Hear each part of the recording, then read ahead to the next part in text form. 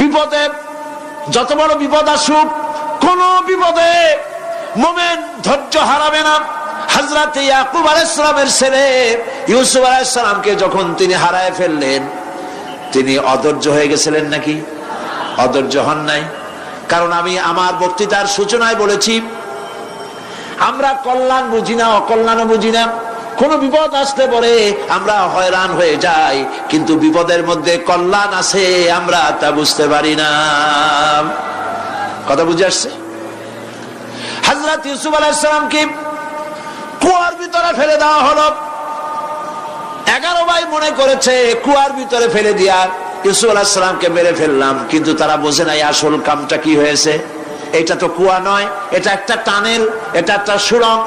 একদিকে কেনান হলো তার এক মুখ, ওই সুড়ঙ্গের এক মুখ হলো কেনানের। কেনান ইউসুফ আলাইহিস সালামকে ফেলে দেওয়া হলো কুয়ার ভিতরে মারার জন্যে, কিন্তু আল্লাহ পাকের ইচ্ছা ইউসুফ আলাইহিস সালাম মরবে না। এই টানেলের অপর প্রান্ত মিশরের সিংহাসনের টানেলের এপার দিয়া ইউসুফ আলাইহিস সালামকে ঢুকালেন, অপর প্রান্তে মিশরের সিংহাসনে ইউসুফকে আল্লাহ বসায়া দিলেন। হযরত ইয়াকুব ছেলের জন্য অধৈর্য হলেন না।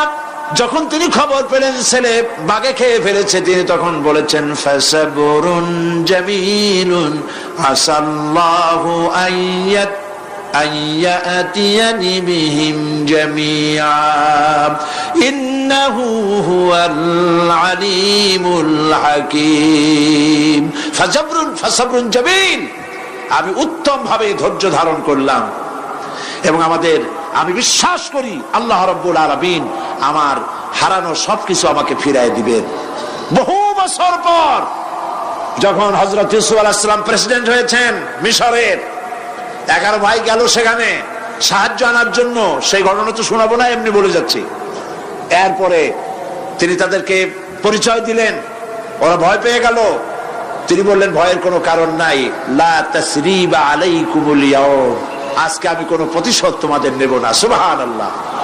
এর নাম পয়গম্বর, এর নাম কি? আল্লাহর নবী। আমি আজকে কোনো প্রতিশোধ তোমাদের নেব না, তোমরা যাও। পিতার অবস্থা তিনি জানলেন, কাঁদতে কাঁদতে পিতার চোখ দুটো নষ্ট হয়ে গেছে। ইয়াকুব আলাইহিস সালাম, হযরত ইউসুফ আলাইহিস সালাম বললেন যাও। নিজের জামাটা খুললেন, গায়ের জামা খুলে বললেন ভাইরা আমার এই জামা নিয়ে যাও, আর আমার আব্বার চোখের উপরে এই জামাটা রেখে দিও। ছেলেরা যখন হযরত ইউসুফ আলাইহিস সালামের জামা নিয়ে মিশর থেকে রওনা করেছে, গল্প নয়, উপন্যাস নয়, আল্লাহ পাক এই কোরআন শরীফের সূরা ইউসুফে বলেছেন জামা নিয়ে মিশর থেকে রওনা করেছেন। কোথায় মিশর আর কোথায় কেনান? কেনানে বসে হযরত ইয়াকুব আলাইহিস সালাম বলছেন তোমরা যদি আমাকে মতিভ্রম পাগল যদি মনে না করো, তাহলে একটা কথা বলি, আমার নাকে এখন আমি ইউসুফের গন্ধ পেতেছি। তোমরা যদি আমাকে মতিভ্রম না করো, তাহলে আমি বলি আমি কিন্তু ইউসুফের গন্ধ পেতেছি। সুবহানাল্লাহ। হযরত ইউসুফ আলাইহিস সালামের জামা এনে ভাইরা যখন হযরত ইউসুফের চোখের উপরে রেখে দিলেন, হযরত ইয়াকুবের দুটো চোখ সাথে সাথে আল্লাহ ভালো করে দিলেন। ফাসাবরুন জামিল, ধৈর্য ধরো। ইমানদার ব্যক্তি আশার উপরে তার জীবন বাঁচে, কারণ যত বড় বিপদ আসুক না কেন আশ্রয় পাওয়ার একটা জায়গা আছে, তার নাম হলো আল্লাহ। নাম কি? বলেন আল্লাহ। সবাই বলেন আল্লাহ আল্লাহ আল্লাহ আল্লাহ। হযরত ইউনূস আলাইহিস সালাম মাছটাকে গিলে ফেলে দিল, মাছটাকে গিলে মাটির অতল তলদেশে চলে গেছে। এত বড় বিপদ পৃথিবীর কোন মানুষের হতে পারে নাকি? বলেন, কি বলেন?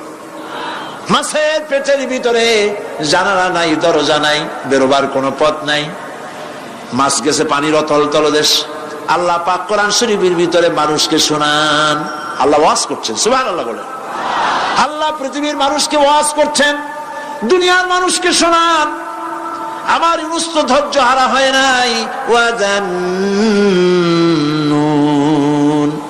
ইয যাহাবা মুগাদিবান ফাযান্না আন লান নাকদিরা আলাইহি ফানাদা ফিয-যুলুমাতি আল্লা ইলাহা ইল্লা আনতা সুবহানাকা ইন্নী কুনতু মিনাজ জালিমিন।